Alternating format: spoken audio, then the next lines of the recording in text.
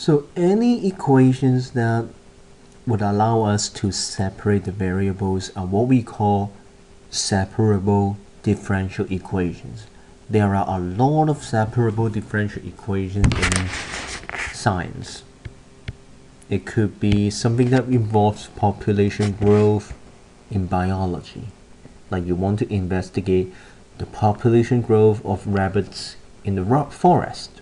So you can use an equation like this to find the population growth. Or when it comes to Newton's law of cooling, you are going to see an equation similar to this. For those of you who want to study physics in the future. And as you integrate these equations, you will try to separate the variables so that P will be on one side and the rest of it on the other side. In this case, K would just be a constant. Or here, as you bring the dt to the other side and bring those ones back to the left hand side, you can then integrate this equation separately.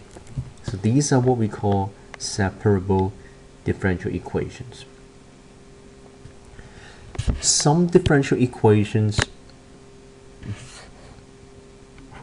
do not come with any value, but others may actually give us values that we can use to figure out the constant term at the end. This is what we call an initial value problem, or people would usually call it an IVP. So here in example number 2, if I have a differential equations dy dx equals 6x squared divided by 2y plus cos y.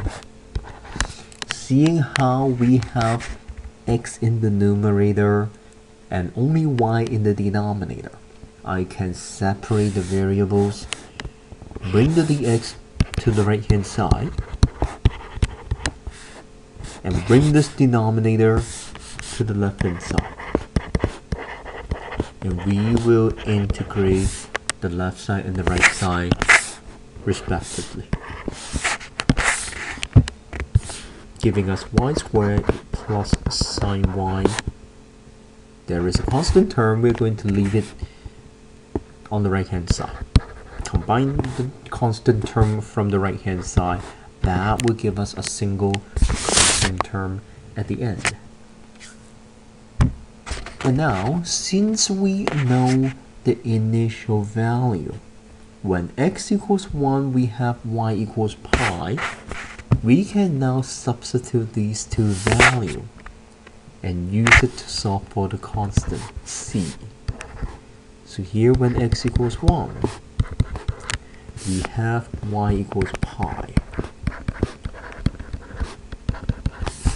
Solve this out, we end with pi squared plus 1, and here we have 2. This is plus 0, this turns into 0, and this turns into a 2, so you end up getting pi squared minus 2 equals the constant term. Or overall, we will have y squared plus sine y equals 2x cubed plus pi squared minus 2. And in this case, we cannot rewrite this equation into y equals something else because we cannot express it using a single term.